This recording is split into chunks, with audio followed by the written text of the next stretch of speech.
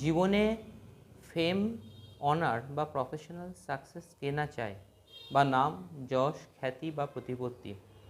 আপনারা যে ফিল্ডেই থাকুন না কেন, আপনারা গভর্নমেন্ট সেক্টরেও থাকতে পারেন, কি প্রাইভেট সেক্টরেও থাকতে পারেন, কি আর্টিস্টিক কোনো লাইনে থাকতে পারেন, কি কোনো বড় বিজনেস হতে পারে আপনাদের, কেউ পলিটিক্সে থাকতে পারেন, কেউ ব্যাংকিং সেক্টরে থাকতে পারেন, কারোর হয়তো সেলফ এমপ্লয়মেন্ট আছে।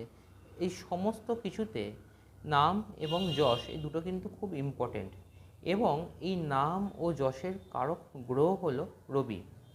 অ্যাস্ট্রোলজিতে যে নবগ্রহ আছে তার মধ্যে বলা হয় যে রবির দ্বারাই আমাদের ফেম বা রেপুটেশন নিয়ন্ত্রিত হয়। রবিকে অ্যাস্ট্রোলজিতে গ্রহ হিসেবে আখ্যা দেওয়া হলেও রবি কিন্তু কোনো গ্রহ নয়, রবি একটি নক্ষত্র। এবং এই যে দ্বাদশ রাশিচক্র আছে তার মধ্যে রবি হচ্ছে সিংহ রাশির অধিপতি। এবং বলা হয় মেষ রাশিতে রবি তুঙ্গস্থ হয় এবং তুলা রাশিতে নিচস্থ হয়। রবির তিনটে নক্ষত্র আছে, একটি কৃত্তিকা, উত্তর ফাল্গুনী ও উত্তরসারা। এই তিনটি নক্ষত্র রবি গ্রহ দ্বারা নিয়ন্ত্রিত হয়। রবি প্রত্যেকটি রাশিতে 1 মাস করে অবস্থান করে এবং দিনে 1 ডিগ্রি করে মুভ করে। রবিকে বলা হয় আত্মার কারক গ্রহ। আমাদের যে আত্মিক উন্নতি হয় সেটি কিন্তু রবি গ্রহ দ্বারা নিয়ন্ত্রিত হয়। চন্দ্র যেমন মনের কারক গ্রহ, মঙ্গল যেমন সাহসিকতার কারক গ্রহ, বুধ যেমন বাকশক্তির কারক গ্রহ, বৃহস্পতি যেমন জ্ঞান ও প্রজ্ঞার কারক গ্রহ, শুক্র যেমন কামনা ও বাসনার কারক গ্রহ, শনি যেমন আইসোলেশন বা একাকিত্বের কারক গ্রহ, রাহু যেমন ভোগ ও বিলাসের কারক গ্রহ, কেতু যেমন হায়ার স্পিরিচুয়ালিজম বা ত্যাগ ও তিতিক্ষার কারক গ্রহ, তেমনি রবি হলো আত্মার কারক গ্রহ। রবি গ্রহ থেকে জাজ করা হয় একটি জাতক বা জাতিকার লেভেল অফ কনফিডেন্স কতটা, তার উইল পাওয়ার কতটা, তার স্ট্রেংথ অফ মাইন্ড কতটা, তার কারেজ কতটা, তার ভেলার কতটা। রবি গ্রহ থেকে জাজ করা হয় একটি জাতক বা জাতিকার রোগ প্রতিরোধ ক্ষমতা বা জীবনী শক্তি কতটা। যার জন্ম ছকে রবি গ্রহ যত স্ট্রং, তার জীবনী শক্তি তত বেশি হবে, তার রোগ প্রতিরোধ করার ক্ষমতাও বেশি হবে। রবি গ্রহ থেকে স্থায়ী চাকরি জাজ করা হয়। রবি গ্রহ থেকে জাজ করা হয় একটি জাতক বা জাতিকা কতটা হায়ার অ্যাডমিনিস্ট্রেটিভ পজিশানে যেতে পারবে। যারা ধরুন হায়ার অ্যাডমিনিস্ট্রেটিভ কোনো জবে আছেন, আপনারা দেখবেন তাদের জন্মকুণ্ডলিতে বা হরোস্কোপে রবি গ্রহ কিন্তু খুব স্ট্রংভাবে অবস্থান করছে। এখন রবি গ্রহ যদি কারোর চার্টে দুর্বল হয় তো তাদের কিন্তু রোগ প্রতিরোধ করার কোনো ক্ষমতা থাকে না, মানে সেই জাতক বা জাতিকার কিন্তু ইমিউন সিস্টেমটা খুব উইক হয়। আমি চার্ট জাজ করতে গিয়ে দেখেছি যে কারোর জন্ম ছকে যদি রবি গ্রহ খুব দুর্বলভাবে অবস্থান করে তারা কিন্তু জীবনে খুব ভোগে এবং অল্পতেই তারা কিন্তু অসুস্থ হয়ে পড়ে।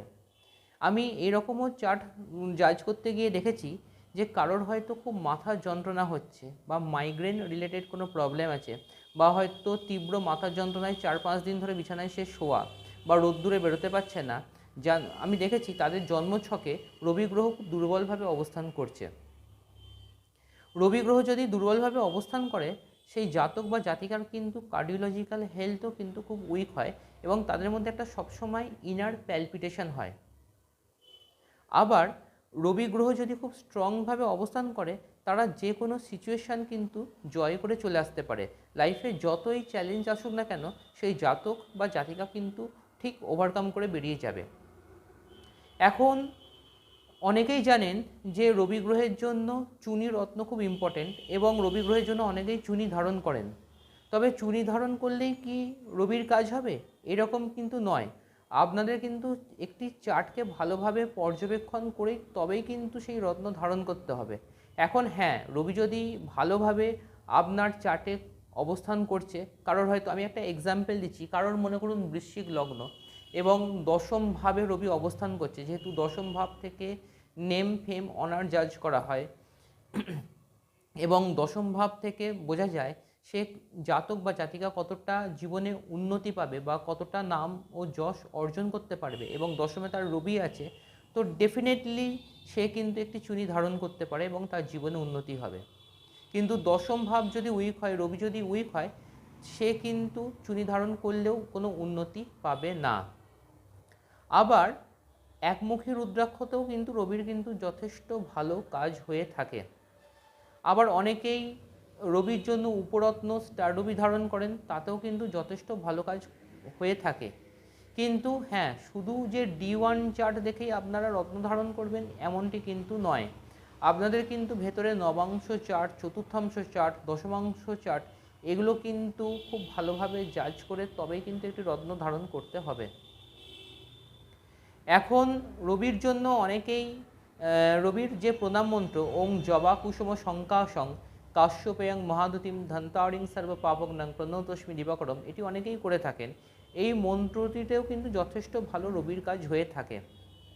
তবে আমার নিজের দেখার যেটাতে যে মন্ত্রটিতে রবির খুব ভালো কাজ হয় সেটি হলো রবির ধ্যান মন্ত্র। ওম রক্তম বুজসনম অশেষ গুণৈক সিন্ধুম ভানুং সমস্ত জগতা মদীপং ভজামি পদ্মদয়া ভয় বরান দধতং করবজয় মালির্ক মৌলি মরুনাঙ্গ রুচিং ত্রিনেত্রম।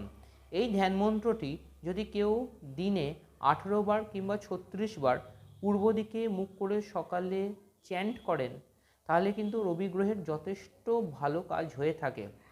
আর একটি মন্ত্রতে কিন্তু রবি গ্রহের যথেষ্ট ভালো কাজ হয়, সেটি হলো মহামুনি অগস্ত্য রচিত আদিত্য হৃদয়ম স্তোত্রম। এই মন্ত্রটিও খুব এফেক্টিভ মন্ত্র এবং এই মন্ত্রটিও আপনারা রোজ পূর্ব দিকে মুখ করে সকালবেলা একবার করে হলেও চ্যান্ট করতে পারেন, তাতে কিন্তু রবি গ্রহের খুব ভালো কাজ পাবেন। তো রবি গ্রহ নিয়ে তো কিছু কথা আপনাদের সাথে শেয়ার করলাম। আমি দর্শক বন্ধুদের একটি কথা বলে রাখতে চাই যে আগের দিন আমি শনি গ্রহ নিয়ে একটি ভিডিও করেছিলাম। যারা এখনও ওই ভিডিওটি দেখেননি অবশ্যই করে ওই ভিডিওটি দেখুন, কারণ ওই ভিডিওটি খুব ইনফরমেটিভ ছিল। আর যারা আমার সাথে যোগাযোগ করতে চান, আমি আমার নাম্বারটি দিচ্ছি, এই নাম্বারে ফোন করে আমার সাথে যোগাযোগ করবেন যারা হরোস্কোপ আর কি জাজ করাতে চান। আমার ফোন নাম্বার হলো 9836664694। আমি আবার নাম্বারটা বলছি 9836664694। যারা যোগাযোগ করতে চাইছেন রবিবার দিন সকালবেলা আমাকে ফোন করুন, আমি তাদের অ্যাপয়েন্টমেন্ট দিয়ে দেবো। আচ্ছা, এখনও যারা আমার চ্যানেল সাবস্ক্রাইব করেননি তারা অবশ্যই করে চ্যানেলটি সাবস্ক্রাইব করুন, খুব বেশি বেশি করে শেয়ার করুন এবং বেল আইকনটি প্রেস করুন যাতে করে আপনারা নিয়মিত নোটিফিকেশান পেতে থাকেন। ধন্যবাদ।